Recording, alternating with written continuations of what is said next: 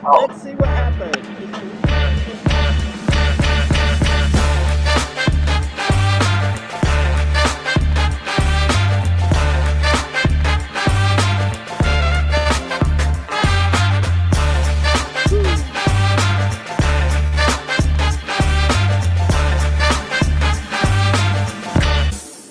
Okay, good morning. Good morning, Timothy, once again, and to everybody who is in Clubhouse already waiting for this report on Japanese politics and the events that happened during the past week.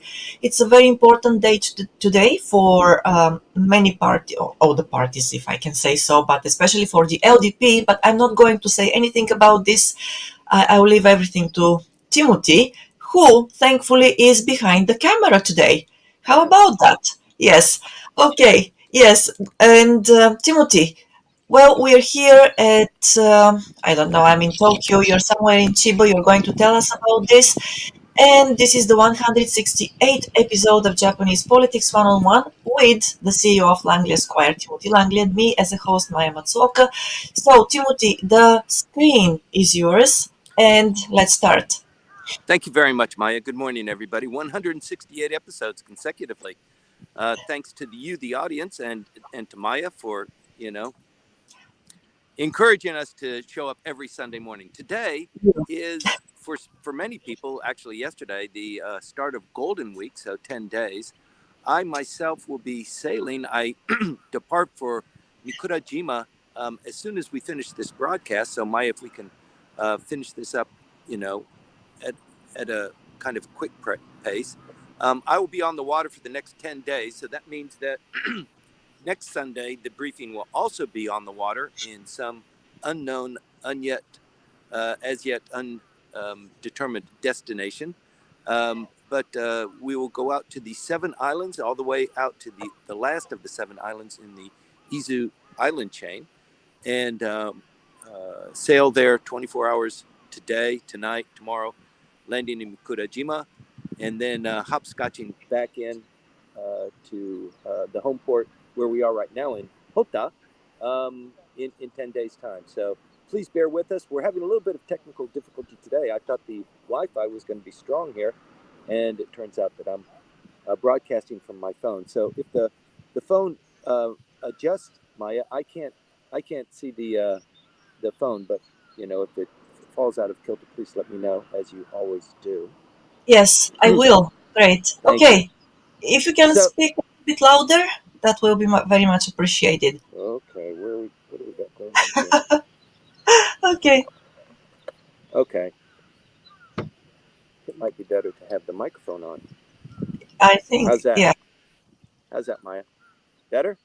better. Yes. Thank you. Okay. Should I start from the beginning? No. No. No way. Today is election day, ladies and gentlemen. The results of everything that has been building up for the last 10 days, but actually it's been building up far longer than that. We weren't sure if the prime minister would actually follow through with the by-elections, the 3 by-elections, because the LDP was predicted to do so miserably. And he went to Washington, D.C., got a slap on the back from President Joe Biden, got a lot of pictures taken, got a lot of laughs from the Joint Chamber of Commerce or Joint Chamber of Congress, and came back and the knives were already out for him. So he's not in a very good spiritual place right now. His polls are still down, and it looks like in the 3 by-elections, the LDP. Well, if you've been watching this briefing for a while, that the LDP did not even put a candidate in for 2 of those. That's for Nagasaki. That's Nagasaki 5, is it? Nagasaki 3 and Tokyo 1. And that's because the reason why those seats are open is because of picadillos of LDP politicians who held those seats, and they were forced to resign. Not from the LDP, but they were forced to resign from politics. So they were kicked out of parliament, and their seats became open. In Shimane, that's the 3rd election that's up today. Shimane was the election district held by the former Speaker of the House and former leader of the Abe faction. It was called the Hosoda faction before it became the Abe faction throughout the entire time Mr. Abe was prime minister. It was the Hosoda faction. When when Mr. Abe turned over the reins to Mr. Suga, he returned back to the Abe faction, typically as the prime minister, except for Mr. Kishida. You are supposed to resign your faction head when you become prime minister. And Mr. Abe did that. I'm getting some background noise, Maya. Doesn't sound That's like from it's the that bad. birds. Yes, I Oh, believe that's birds. from the birds. Yes. Okay, so you've moved on from cats to birds. Okay.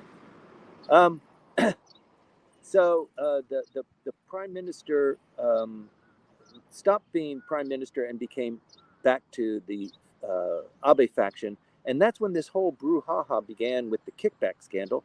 It had been going on throughout the entire time that he was prime minister. Mr. Hosoda was the faction leader. Mr. Abe resigned as prime minister. Mr. Suga became prime minister. Mr. Abe returned back to the Abe faction, and he decided, I don't think it's really good. I've got a lot of wolves after me after being prime minister. I think this scheme that we have concocted 20 years ago and has been somewhat of a tradition, so successful, in fact, it's been copied by other factions. I don't think it's a good idea. I think we should put a stop to it.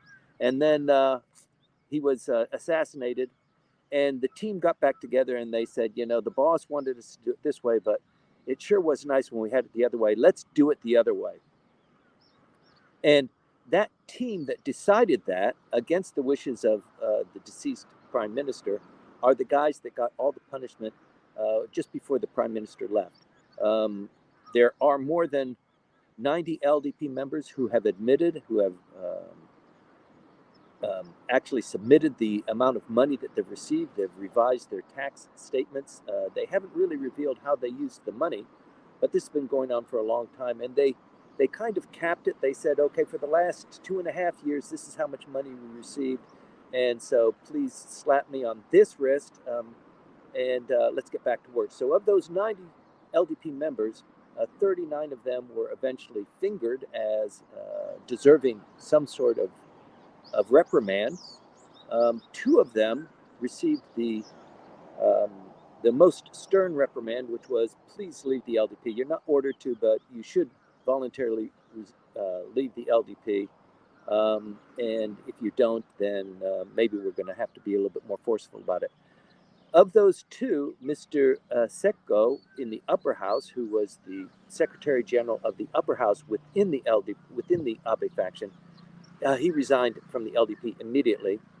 Mr. Shionoya, who was the Secretary General of the Abe faction, kind of the leader of the committee, he said, this is outrageous.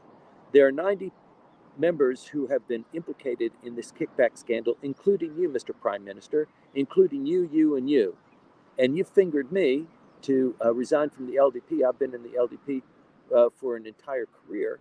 And who the hell do you think you are? And the Reform Council, headed up by one of the faction leaders, Mr. Moriyama, gave him a hearing last week, and they came down with their decision on Wednesday, and they said, look, we understand how you feel, but it's tough luck. You have to resign, and if you don't, we're going to kick you out of the LDP. So he did resign on Wednesday, and said he's not going to resign from public office. He's going to maintain his badge. He's going to run as an independent in the next election, and he's got fire in his belly. I don't know if it's enough fire to get him reelected again, but he's a career politician. He's been in there for a long time. But the taint of this scandal is pretty heavy. In any event, we've got these elections today, and the elections will determine a lot of different things. It looks like the LDP is not going to win even a single one. They've conceded on 2 of those. That's in Nagasaki and in Tokyo. Tokyo has 9 candidates running and not a single LDP candidate. The Nagasaki race is basically between the Constitutional Democratic Party and Ishin. So that's an interesting dynamic. And in Shimane, you've got the LDP that is vying against the Constitutional Democratic Party. So it's a fight for life for obviously for the candidate sponsored by the LDP is a bureaucrat from the Internal Affairs Division. We hear a lot about the Internal Affairs agency. A lot of candidates for governor come out of that agency. They're promoted by the LDP. As you've been a really a sterling employee. You've done a great job as a bureaucrat. You are a true patriot. Why don't you run for governor in this district or in this prefecture? So there are quite a few there, and he is one of those. He's never run before, and he's racing against Miss Akiko Kame. And Miss Kame's father was a chief political figure in the LDP. He was in the LDP. He got into a huge fight with Mr. Koizumi during the Koizumi administration. He left the LDP in disgust and started his own party. This is his daughter. So she's run a couple of times. She's won once or twice. She's been out of a political seat for the last 7 years. And she's coming back now, supported by the Constitutional Democratic Party. And it looks like she's going to win. When you see her on the sound trucks with the 16 microphones jammed in her face, she sounds good. She's very articulate. She knows the issues. And the other candidate, represented by the Constitutional Democratic Party, is a little bit less adroit. It's his first time running, and it looks like it's a slam dunk for Miss Kame. That's the only opportunity for the LDP to do well. They don't even have a candidate in the other two.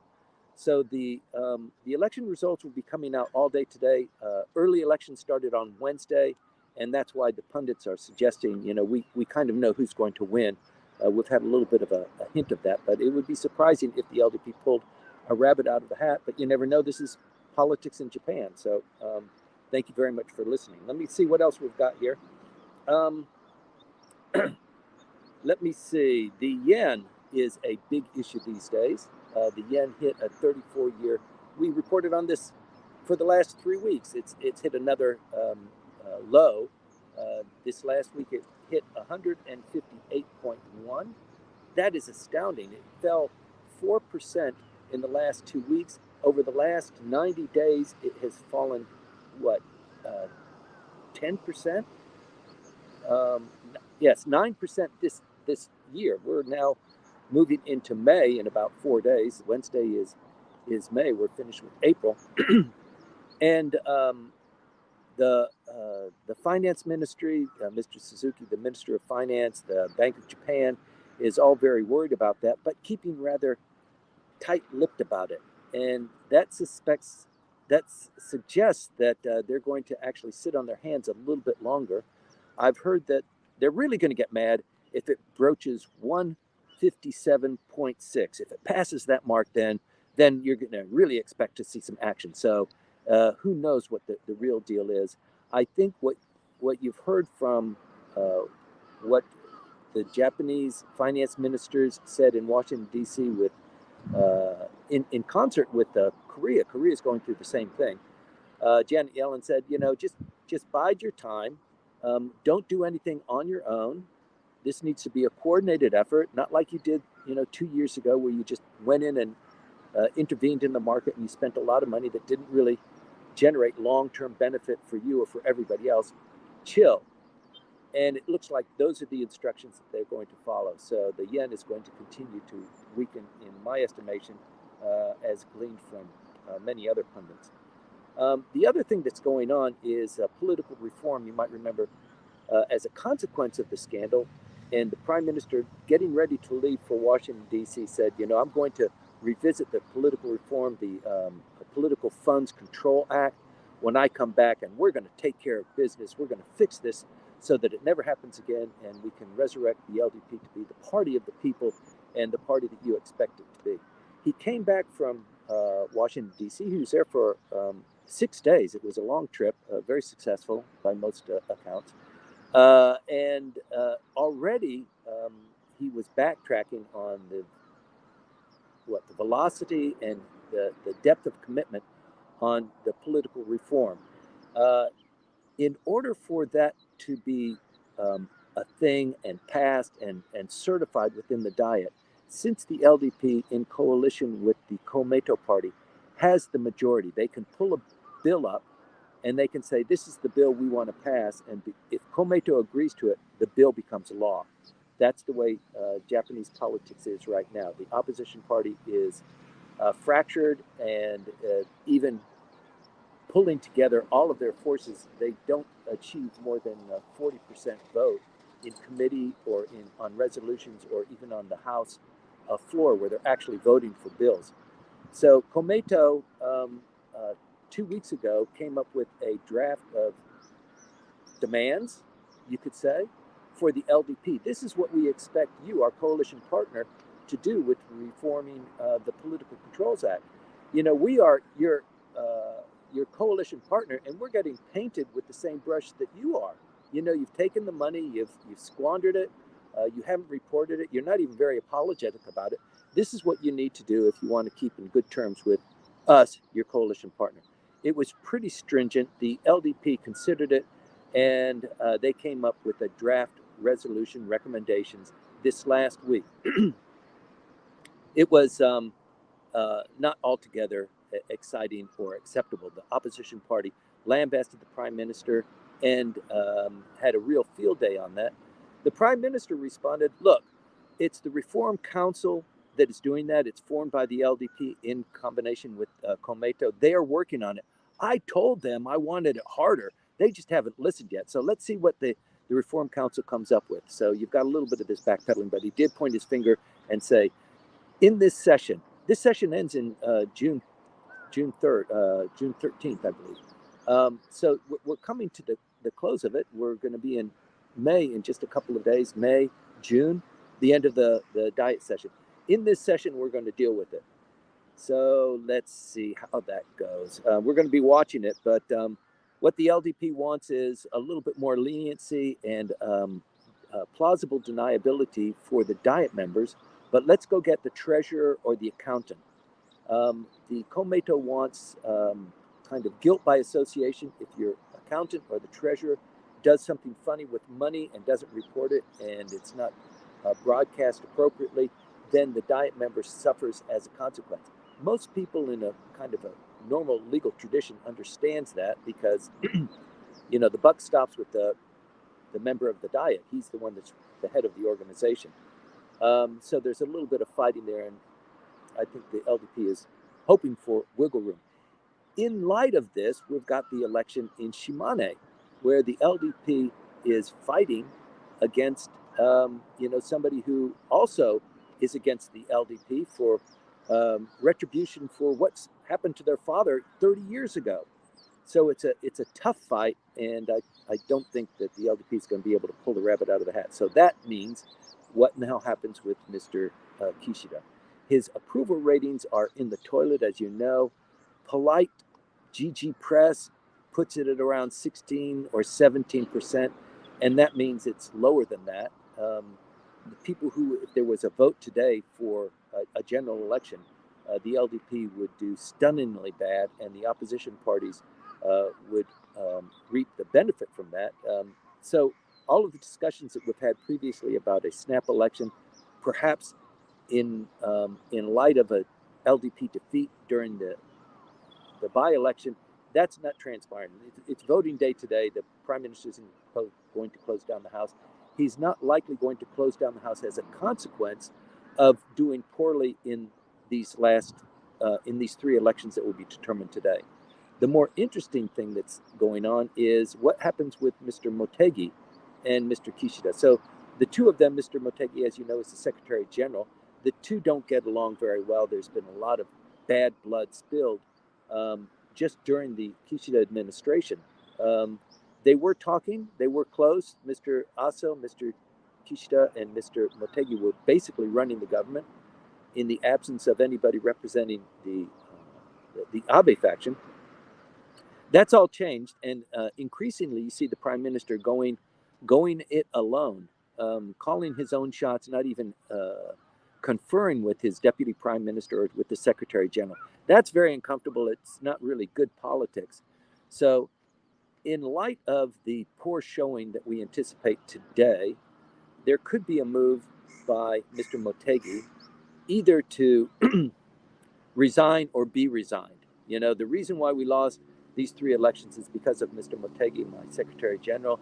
So I've asked him to resign. Mr. Kishida could say that. Alternatively, Mr. Motegi could say, I can't really justify my continuing in this role under the current administration. I'm going to resign.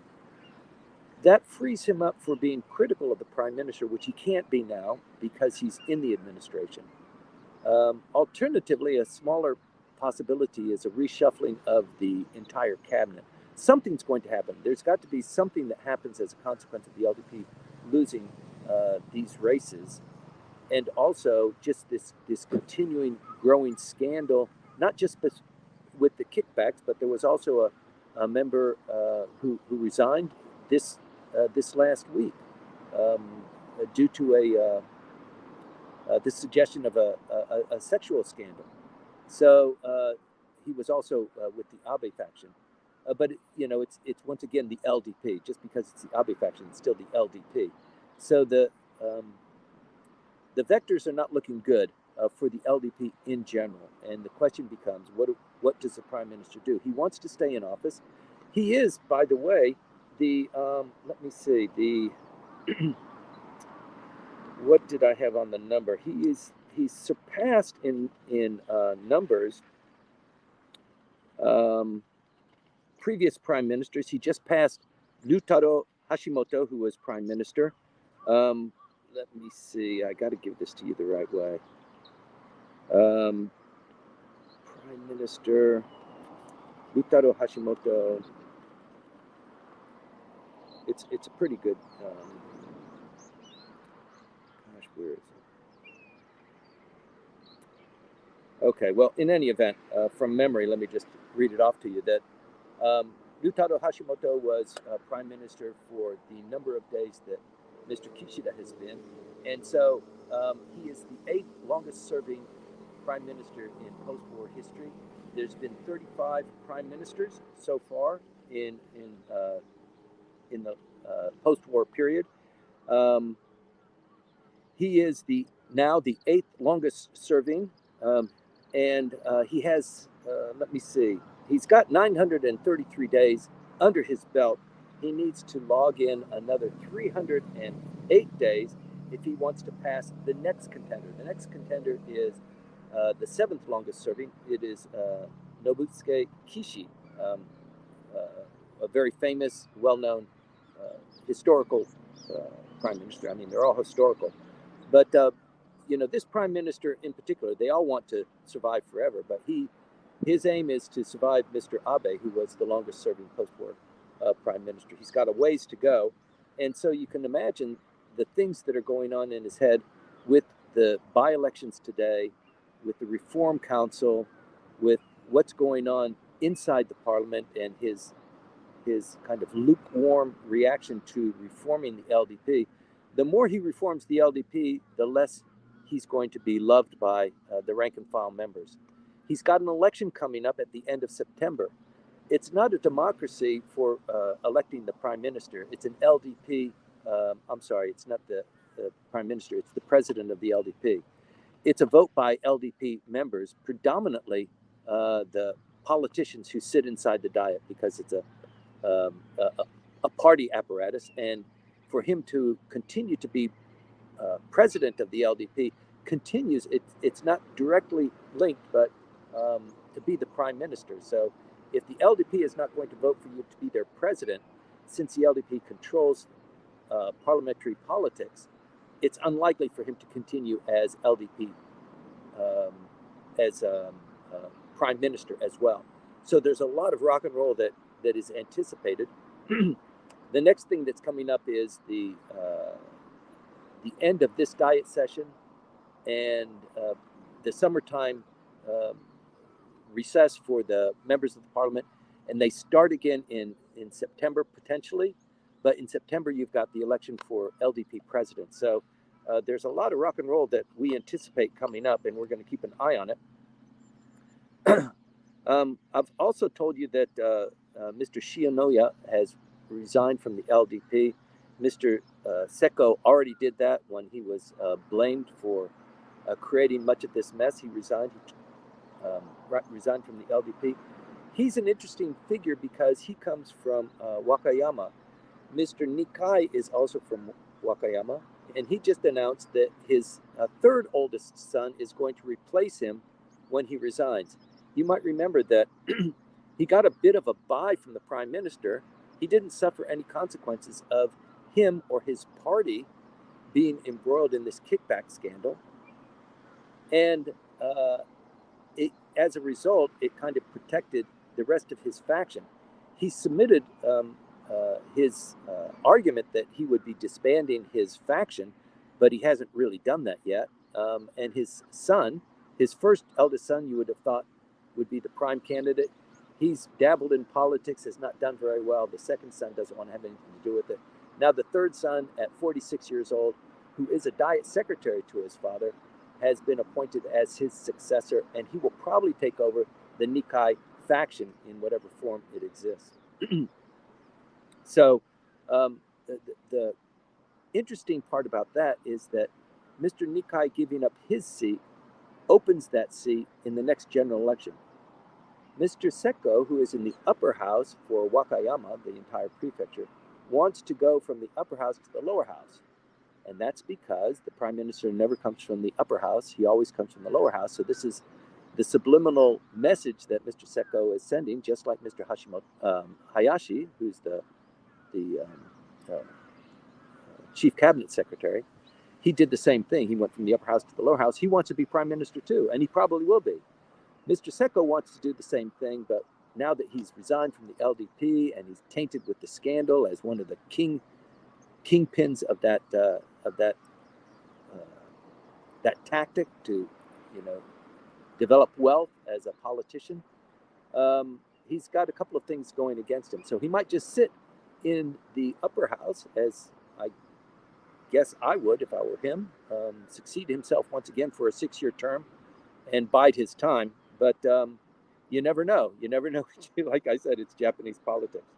The other interesting thing that's come out, there have been 6 factions that comprise the LDP, and the one faction that was not implicated in the scandal, they didn't have anything to do with it, the Moriyama faction, Kin Mirai, they just submitted their papers to officially disband as a faction to the Internal Affairs Agency. This is interesting and somewhat strange because of all the factions, they were the ones that didn't have anybody that was listed. They're an LDP faction. They didn't have anybody that was listed in the kickback scandal. They were one of the first to say we're going to disband, and they made good on it just this week. So I think it will not disappear. It will just transition, as we expect all of them to transition, from a political fund control group and also distribution of cabinet seats and prime positions, in addition to policy making and training younger members of the parliament who have maybe they're ichinensei or ninensei. They've only just recently become a politician, to train them and to show them how the ropes work. That's the story of how these factions will be transitioned. As you know, Mr. Motegi announced last week, they had their breakfast briefing, and they said, yes, we're not going to disband, we're not going to dissolve, we're going to reform. And that was their announcement. And so they moved all the desks and all the chairs, and they closed the office, and they went someplace else. So same-o. Mr. Kishida, as we get into Golden Week, will be in Paris this week, and then he will go to Brazil and Paraguay on state visits. This is an important piece for him. He was the longest-serving foreign minister, as you know, so he's really good at this. He's good at the diplomatic stuff. He enjoys it.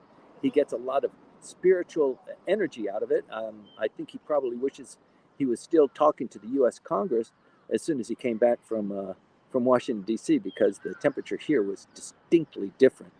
But he's in Paraguay and in Brazil on state visits. That means he will meet with the president of both those countries and be back just before or maybe on Children's Day. I'm not sure exactly when he's coming, but definitely he'll be listening in on this program. But what else do we got? We've got, let me see, Maya. I'm kind of running out because I want to push off from the boat and get on the seas pretty soon. Just wrapping things up. Foreigners are flooding into Japan. You might have noticed this. It's almost unmistakable. But now for the sixth straight month, the numbers of tourists in Japan has exceeded the pre-pandemic levels. So we've kind of skipped over pandemic. We've kind of made up for that, and now we've exceeded them.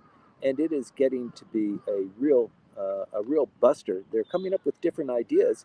This is one of the areas that you're really good at, Maya.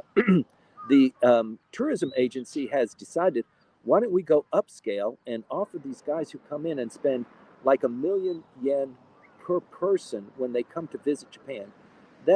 That number represents maybe 1% of all the people that come. 1,000,000 yen per person during the time that they're here.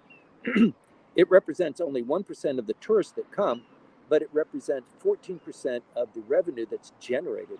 So they've decided that they're going to focus on these fat cats and develop, kind of elevated, exclusive tours for them. I think that's a great idea. There are a lot of places that could do with that. The rural areas, pull them a little bit more out of Kyoto into other areas and convince the localities to spend more time, give them some subsidies to fix up their villages or their crafts or something, so that the flow of foreigners can be more widely distributed. I mean, everybody's going to Kyoto and Osaka and Tokyo. It's unmistakable. You see them all the time, but the Japanese government is pushing them into the more rural areas and hoping to get a little bit more bang for the buck there. North Korea tests a new range of rockets that are capable of hitting South Korea in massive proportions, probably 40 to 60 kilometer range. They've been testing those. They had a nuclear trigger test this last week. So constantly, it's just ratcheting up. I don't have any reports of missile tests that have flown into the Japan Sea this last week, any ballistic tests or intercontinental tests this last week, but they are doing other things to just keep that temperature going. And as you might know or might have heard, Secretary of State Antony Blinken went to China. He was there for 3 days. He went to Beijing for the last day, had some pretty critical talks, some tough talks, as reported in the press, as you can expect. But this is flowing out of, the Biden-Xi conversation they had, that at least we should be talking, even if we're fighting on territorial issues and the fishing boats are invading and things like, we should at least be talking. So there has been some progress there, in light of other things that are happening that are not so great, with the U.S. Coast Guard in Vanuatu and also the Philippines getting a little bit more rambunctious with challenging the Chinese fishing boats, and also the resupply of their of provisions to their soldiers who are occupying a shoal that is claimed by the Philippines. But there's a real trigger point that's going on there, and hopefully these discussions that continue at the highest level preempt, any kind of trigger mechanism or mistakes or miscalculation, because that's always the greatest fear, that somebody just makes a mistake or a miscalculation. They interpret something a little bit differently, and then all hell breaks loose. And that's where we are. That's where we're sitting. The region that we are in is the global flashpoint. I mean, there are things going on elsewhere too, but here in this region, there's a lot going on, and I appreciate the opportunity to report it to you and get your feedback too. So with that, I'd like to conclude my comments, my briefing, and move on to the Q&A, and that's where all the heat and the light is. So please, if you have a comment or an observation, please feed it to Maya or come up on stage and express it yourself. Thank you very much, Maya. Thank you, Timothy. It seems that you have to answer several questions before you set sail. So, okay, please brace yourself. Okay, the first one of them is, it is from me actually, and you mentioned that there is a dynamic. Okay, sorry for not being sorry actually. So, yes, you mentioned that there is a dynamic there between Motegi and Kishida, and that there is a chance for Motegi to quit, and actually that will allow him to openly criticize the current prime minister. But I also wonder, do you think that if he quits, or maybe that that resignation will help him position himself better for the presidential election of the LDP in September? Well, that's the whole reason why he would do it. Uh huh. Okay. So he wants to be, sorry, he wants to be prime minister. He feels like he deserves it. He suffered the brunt of working under Mr. Kishida, and he's probably the second or third highest ranking. And typically, it is the Secretary General who, at least is a candidate, if not the shoe-in person to become the new prime minister. Most prime ministers have been Secretary Generals in the past. So it's a position where he can curry favor and distribute benefits to people. He's got access to all of the political funds to help people in their own campaigns. So I think, the call for him is if I give up the Secretary General's position, I lose that ability to influence the people who would vote for me as Prime Minister. So I want to wait until the very last time to resign as Secretary General so that I can start attacking the Prime Minister. The Prime Minister knows this, though. So he's likely, and since there's no love between them, he's likely to say, that guy, he's really a thorn in my side. I'm going to get rid of him, and I'm going to put my best friend there. So he's going to be the Secretary General so that I can win as the LDP president and therefore potentially extend the term of my office a little bit longer. The next general election is not scheduled until October of 2025. It's a long way away. So unless there's a closing of the House, the Prime Minister potentially could be Prime Minister without challenge until then. So it all depends on dynamics, and a lot of it depends on what Mr. Motegi does or what is done to Mr. Motegi. But I think moving forward, Maya, we're going to be focusing a lot more on Mr. Motegi and what he's doing and what he says in the press. Well, another thing is that you also mentioned that Mr. Seko, he is set to probably leave the upper house with the intention to, Mm-hmm. well, to run for presidency, maybe the presidency of the LDP, and then for the premiership. But what is the timeline of that? Can you give us a little bit of information about that? Okay, this is a tactic that's not so very well known, but since I experienced it, I worked in the parliament for a member who was in the upper house, and I worked for him for almost 2 years, and then I went back to the United States. And after I left, he decided he's going to leave the upper house and run in the lower house because he wants to become prime minister. So he actually called me to come help with the election. He won by a landslide, and as a consequence of that, he became foreign minister. So the LDP has their own pecking order, and they have their own way of dealing with this, guys who want to become LDP presidents or prime ministers. So with Mr. Seko, he has to wait until there's a general election because he can't resign from the upper house unless there's a seat to run in. I mean, I guess he could. More likely, he would wait for the upper house election, which is, when is it? I think there's another year left in the term of office. It's less than a year. But when his term of office comes up, he would either have to resign and say, I'm not going to run again, or he would have to resign while in office, and that might generate a little bit of ire and animosity by people who voted for him. So the timing is delicate. The reason why Dr. Nakayama did it was because there was a joint election. At the same time, there was an upper house election. The prime minister closed down the house, and there was a lower house election at the same time. So it made things easy. With Mr. Hayashi, I forget how he did it, but he did resign from the upper house and ran and won for the lower house seat. And that's in the same election district as where Mr. Abe comes from, incidentally. So he's got a huge pedigree there. Okay, thank you for that. And well, obviously there will be other candidates as well. Can you hear me? I can hear some wind coming in there on your side of the line. You okay with that? I hope. Okay. I'll try. So the next question. Once again, I'm going through the questions and trying, to group them based on the topic. So we'll go through all the questions that have been already submitted to us in Clubhouse and also LinkedIn and probably YouTube. So we've got this question from Seiichiro Manabe-san. How about your stance and the situation of Miss Obuchi-san? That's a great question, Manabe-san. You always ask good questions. So Miss Obuchi is the daughter of the former prime minister who died in office. He was the leader of a faction, and that faction now is the Motegi faction.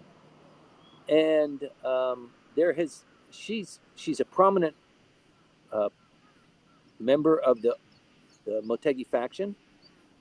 She and six other people just resigned, not as a component of the kickback scandal. That I think they resigned in January or February, but six people for a faction that consists of about 35 people is an exodus, and it deeply hurt Mr. Motegi. The Motegi faction, um, if we can call it a faction, is divided by two different factions within it, and that's why it's a little bit difficult to manage and maintain. She was representing one of those factions. She's resigned, and I think Mr. Motegi needs to do something a little bit more aggressively with his faction. But as the Secretary General, he can keep people, even if they're holding their nose and they don't like it, to be attached to him because of the benefits as a consequence of that. Miss Obuchi now is, I don't know if she's really a good candidate for prime minister because she's got a colorful history, not totally unlike Hillary Clinton with her damaging the cell phones and the hard drives when it was discovered that she had these email servers in her house. So something somewhat similar happened with Miss Obuchi, and she destroyed that evidence. So people have long memories with that. The funny thing is, people have long memories with that sort of thing when it's a woman. When it's a man, when it's a male politician, apparently all is forgiven after going into hiding or just going under the radar for a couple of years. But that's another story. So Miss Obuchi, she will be a career politician. She's still young, and I think we can anticipate a lot from her as an independent, or maybe even forming her own political grouping. But she's got some powerful people that left with her and who also aspire to the same kind of government that she's trying to cobble together. Well, thank you for the response. And well, once again, it seems that we will have to wait and see. I'm also waiting for Yuka to join me in Clubhouse because she said that she has a brief question for you. So let's see if she can come up on stage here She and has a ask. brief question? Yes, as always. As always, yes, of course. Yuka, I'm still waiting for you, and please let me know if you can join us or not. I hope you can actually. And then, okay, we have another question which came up on YouTube a couple of weeks ago, and I'm going to read it out to you actually. It's about the economic situation of the country, and the question reads: do you see a rich poor gap growing in the next decade or two? Please give me something to be optimistic about retiring in Japan. Because at the moment everything is grim and in the news, and I fear people will go underground as it were, or as they seek to find ways to survive. That's a bit of a pessimistic question. I think Yeah, who's it from? it is from somebody whose handle name is Mibi Sensei. Mibi. Okay, so Mibi Yes, Sensei. Um, uh, right. Japan is always going to be a good gamble, economically, politically, geopolitically. It's just in a delicate zone right now with China, Russia, North Korea, a lot going on here. But in terms of trade, the population is declining there. GDP is definitely going to continue to go down. They're number four in the world right now. They used to be number two, then three, and just maybe in the last 6 months became number four. That slide will continue just because of the population decline.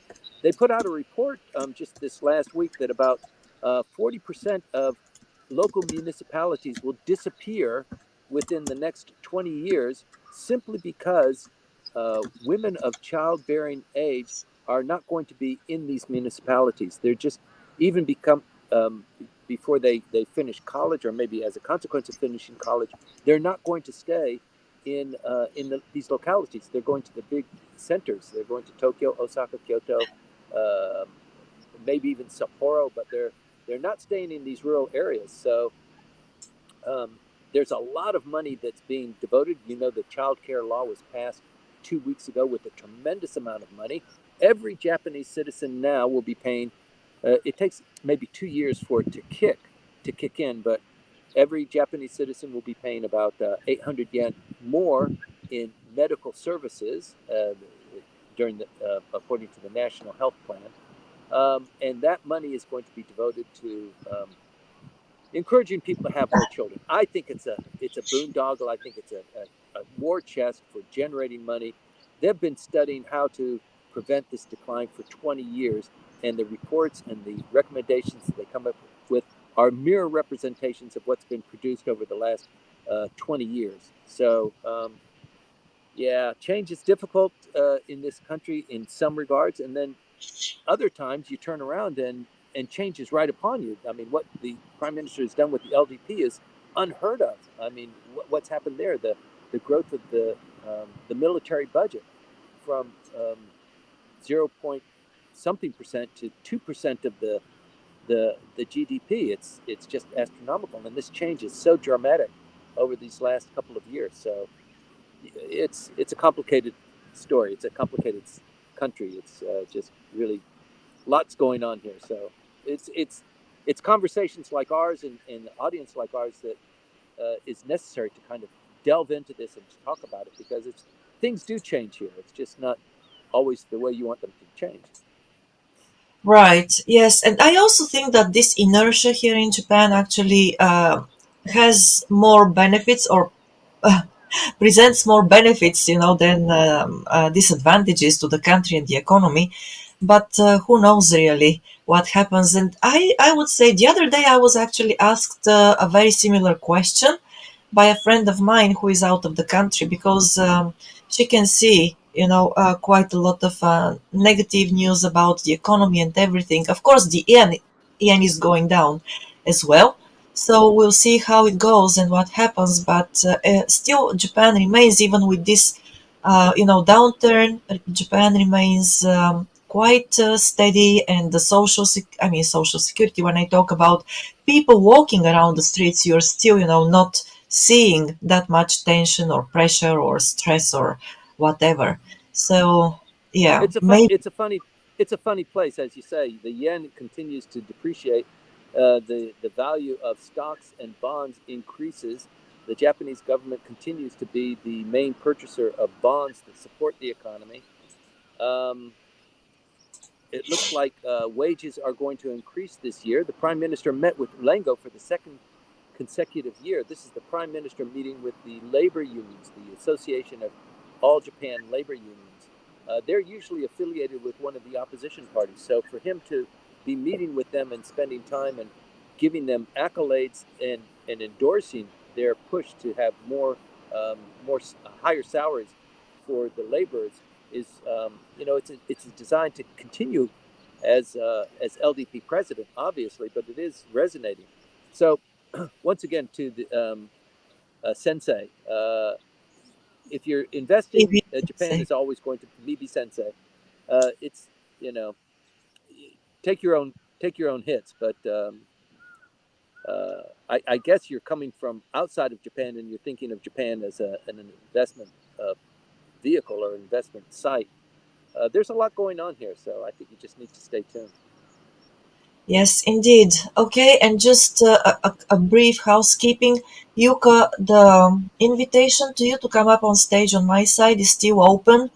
So whenever I click invite on stage to you, it gives me user has already been invited to this room. So I have no idea why once again Clubhouse is giving us so much, you know, difficulty, but please try again, okay?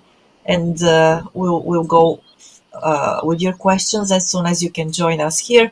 And then from Hiroko-san on LinkedIn, we have another question. It is about, once again, the economic situation here and predominantly about the yen. So Hiroko-san wrote, the yen fell past 158 yen to the dollar on Friday as the Bank of Japan left interest rates unchanged. What are your thoughts or comments about this?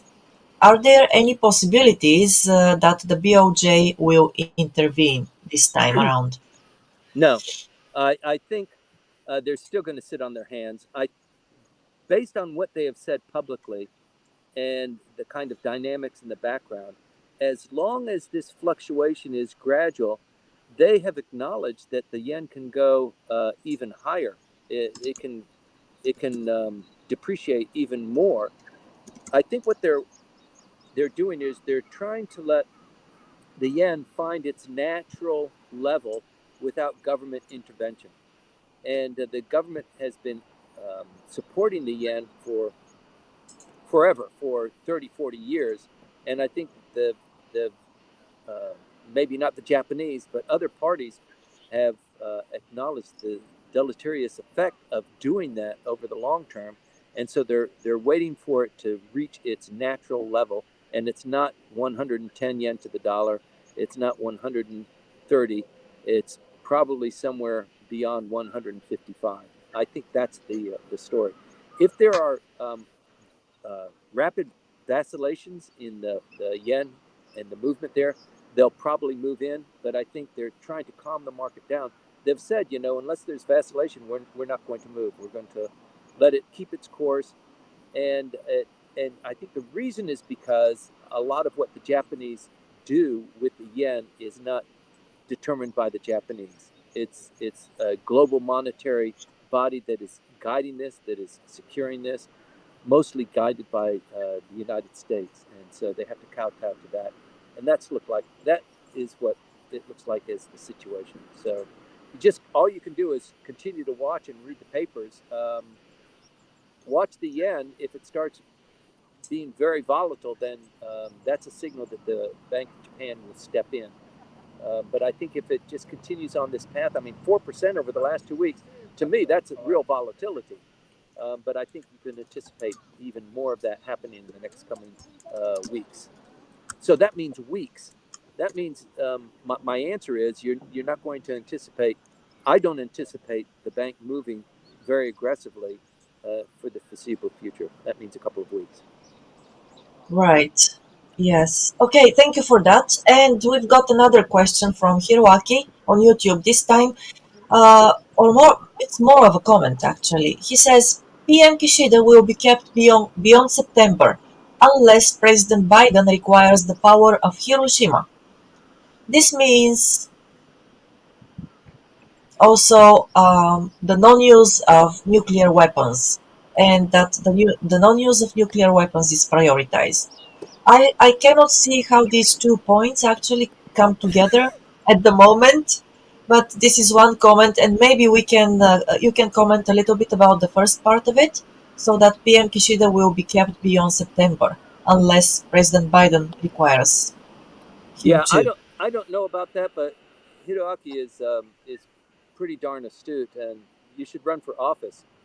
Um, but I think, yeah, status quo in Japan is probably the best gamble. If you're taking bets now, prime minister will continue to be prime minister. Kicking him off of being the LDP president is pretty hard. As much power as the secretary general has to do favors and to grant benefits to people and to distribute cash when they're in an election cycle, the prime minister has far more than that. And also, he can dismiss the secretary general, um, causing waves in the wake of doing that. So it's a decision that's very cautiously taken. But he is the prime minister now, and given all of the political and cultural dynamics, him continuing to be the wanting to continue to be the prime minister, a lot of people will be reluctant to kind of challenge him because repercussions will be meted out as a consequence of that. So people just keep their head down and they go along with the status quo. So what's required here is, well, you've got some of the elements right now. You've got the LDP losing all three of the by-election um, seats, potentially. We'll know later today.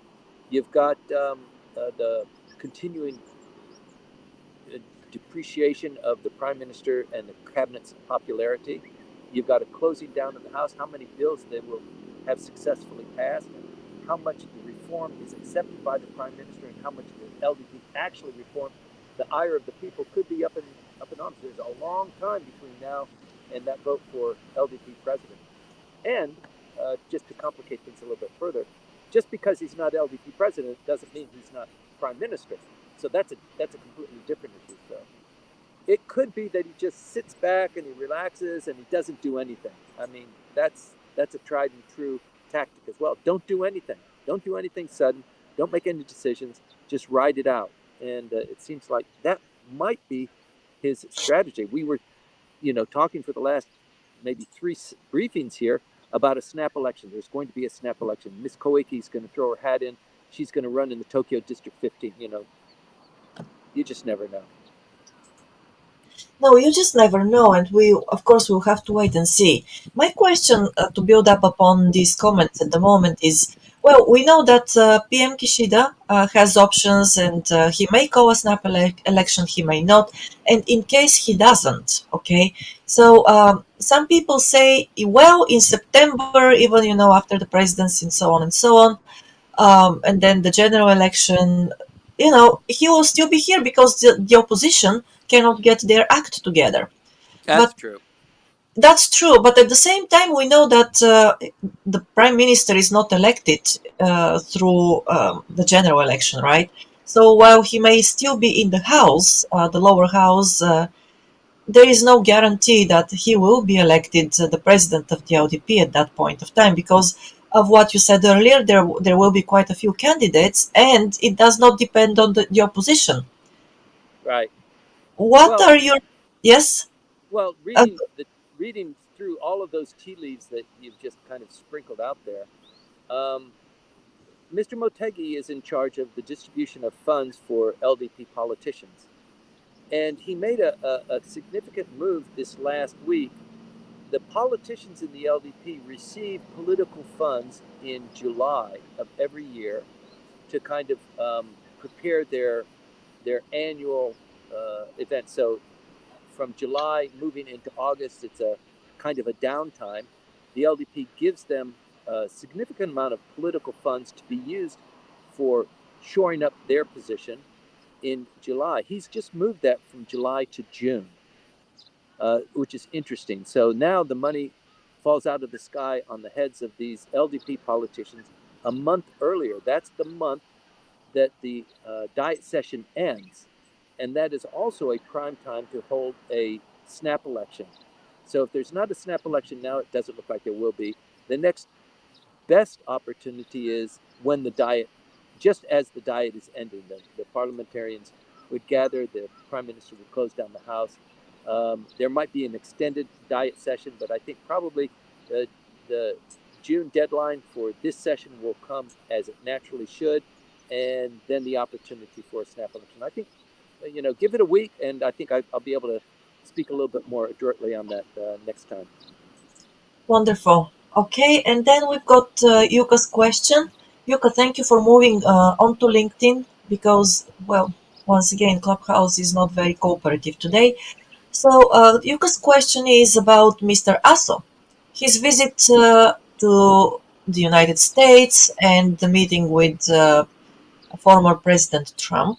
So is this an insurance? Is that visit to Trump an insurance?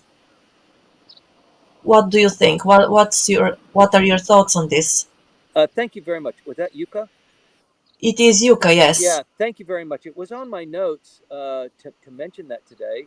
One of the top lines, actually, that Taro Aso was successful in meeting Trump on Tuesday. He left.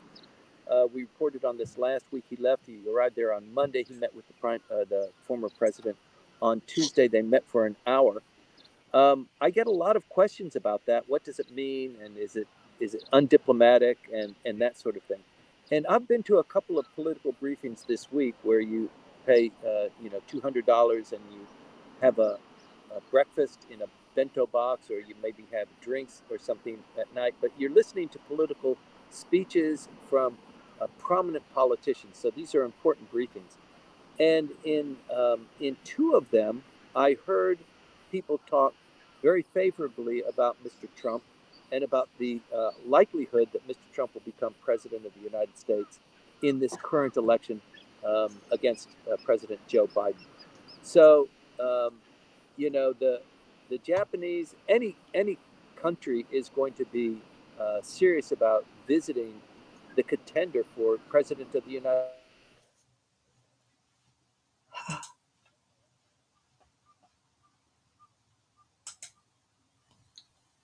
to who the leader is, and if you can place your bets well, so that it diminishes the person who doesn't become prime minister, but it helps the person that becomes prime minister. There's gratitude there, and gratitude means a lot. So you can't just go with Joe Biden and pretend like there is no contender and he's not going to win, especially with the prospects that he just might win. So they have a term that they use here that identifies Trump as the primary contender. So that voice is beginning to grow now, even in light of the fact that if you talk about that, if you talk about Trump, we cancel you. You know, you are the devil. We don't like you. Similarly, with people who are supporting Trump, if you support Mr. Biden, you're evil and you deserve to go to jail. So the political polls are very fractious. There's not a lot of middle ground there. But I think for Mr. Aso, he's number two. He's the deputy prime minister. So for him to go, the prime minister specifically said he's not going as my emissary. He's a private person. He went to meet with the former president in his private capacity. Like, right, sure, give me a break. I mean, the foreign ministry has been up to their ears in trying to preserve Japan's stance, and also in light of the fact of a potential Trump win. You might remember the last time Trump was president, he came down really hard on Japan. You're not paying your fair share. The first person, the first world leader to meet with Trump was Shinzo Abe. So there's a little bit of history there. When Trump met with Aso, the first thing he said was, "Yes, I miss Mr. Abe. He was my good friend. He was a great leader."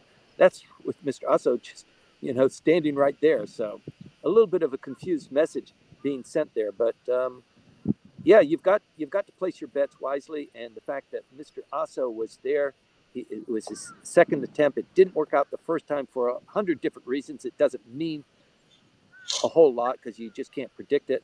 But he went back for the second one. It was successful. A 1 hour meeting. I'm sure they were cutting deals and saying, if I do this, you'll do this, and yes, let's get together. So it's yeah, it's not a it's not a discussion we are going to hear about until maybe somebody writes a book about it later. But political Right. dynamics. Political dynamics. And the follow-up question from UK is: did you hear about Trump's gift? Yes, key to the So, White House. yes. Okay. Well, not the real one, of course, but still. Okay, this is curious to me. And then let's see here. We've got a comment from Hiroku-san as well. All Okay, right. sorry, Yes. Maya. Yes. Frequently in the United States, they give you the key to the city, right? To a hero or to a sports figure. The Okay. governor says, you are so astounding, and we really appreciate you. I don't know what to give you, a statue, but here's a key to the city, right? The city is yours. And I think for the key to the White House, I don't know who came up with that idea. It wasn't a golf club. The prime minister brought a golf club to Mr. Trump, you might remember, famously. So there's a lot of story there. I think probably we need to get insight from Cam on what is the meaning and the intention there. But it might have Right. just been a friendly gift. A key to the White House. Yes, it's curious indeed. And then Hiroko-san, she wrote, okay, Mr. Aso, I believe, he also met other foreign leaders, including the Polish leader. And that's, yes, a comment. I believe that happened maybe in the United States. Sorry, I haven't followed that visit very closely, so I cannot comment about which. I'm sorry. The comment is That's that Trump. Aso was busy. He also met the Polish leader. Is that the comment? That's Trump, yes, who also met the Polish leader, not only the Japanese Oh, leader. okay. That's the thing, Yeah, yes. he's got a Oh, long list of people that are lined up to meet him. yeah, indeed. Okay, Yeah. all right. On LinkedIn, we have a question from Eric Richardson. Hi, The Eric. question is, who is better for Japan, Biden or Trump? Very interesting times this year with the US presidential election in November. What are your thoughts on this? Who is the That's a better great question, president? Eric. Yeah. Who's better for Japan, Trump or Biden? Um, I don't know. I think with Mr. Trump, he's going to be more isolationist. He's going to be America first, bring manufacturing back home. That might diminish a little bit of the manufacturing prowess of Japan. Um, I don't know. It's hard to say. Um, but I think overall, Trump is about rebuilding the United States and making it a more of a cohesive, secure the borders, um, get, the housing situation in order, improve the economy. With regard to, you would have thought that Joe Biden would be really astute in foreign affairs and in diplomacy. He hasn't been that sterlingly successful there, although his staff has been. So, one of the great features of the Biden administration is that he's got good people in high positions. And it seems like the machinery, even though he might be eating ice cream, the machinery is working uh, even even while he's taking a bit of a break. Trump, I'm not sure. I think he's going to be more hands on. He's going to be much more astute in terms of foreign affairs. It's hard to say. When the if the debates ever come out, um, you'll be able to hear it directly from them, and they might be some manifestos of what the Trump administration will potentially look like. Excuse me. Um, Hard to say, but a great question. Okay, so we have a comment, actually a comment from Hiroaki. He answered, he said that, well, Mr. Biden would be the better option for Japan. And then Yuka wrote, Trump can sure weaken, no, sorry, Trump can cure the weak yen. I hear a lot of people say that. Yeah. So it's easy to say yes, it'll be Trump or it'll be Biden, but you have to have it. You've got to substantiate it. You've got to substantiate it with something that's real. For example, foreign policy or military affairs or the way that they're going to treat the economy. And otherwise, it's just intuition. You like him or you don't like him. So it's a really delicate question. Um, I would like to see a change in American policies, um, and I'd like to see America, um, focus a little bit more on the Americans and not be so much of the world policeman. But when you look at the military budget, I mean, their budget, the Americans' budget, is so huge. It's so much bigger than even the second place um, contender, which is China. I think we distributed a report on that in the last synopsis. I forget if I did. But the amount of money that is being spent by the United States for military prowess is so enormous, and so that means the United States will stay in that pole position for a long time. So, yeah, having a strong Japan and having a strong relationship is good for the United States. I think that's irrespective of whether it's Trump or Biden. Right. Okay. Thank you for that. And I know that you're eager to go, of course, to get on the water. It looks like we have, yes, well, we have exhausted the questions for today. If some of them are left, we'll address them next week when Timothy will report from somewhere, out. We don't know where yet, but that's to come. And I'm sure that Timothy, you'll let us know where you were, where you are, and how you got there, whether by Yes, swimming or on a submarine or anything. Yes. probably Okay. in an inner tube. Yes. All right.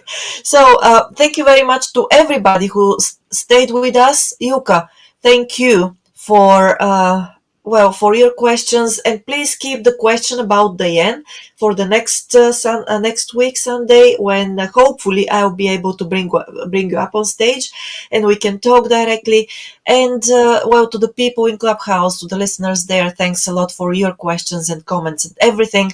And everybody on LinkedIn and YouTube, Facebook as well. We have been here for you, and hopefully you find these briefings informative. And if you found this one informative, just give us a like or a follow so that we know that you have been there. We appreciate those. It also Or just helps. say so.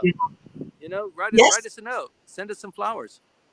some flowers. Yes, they could be virtual flowers. We're fine with that as well.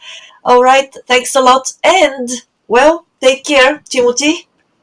Thank you very much, Maya. I know you do such a great job, and you are flooded with trying to keep the conversation going and reading the comments and trying to deal with Hiroaki and understand his questions so you can form it into something that a normal human being can kind of encapsulate. So thank you for all that work.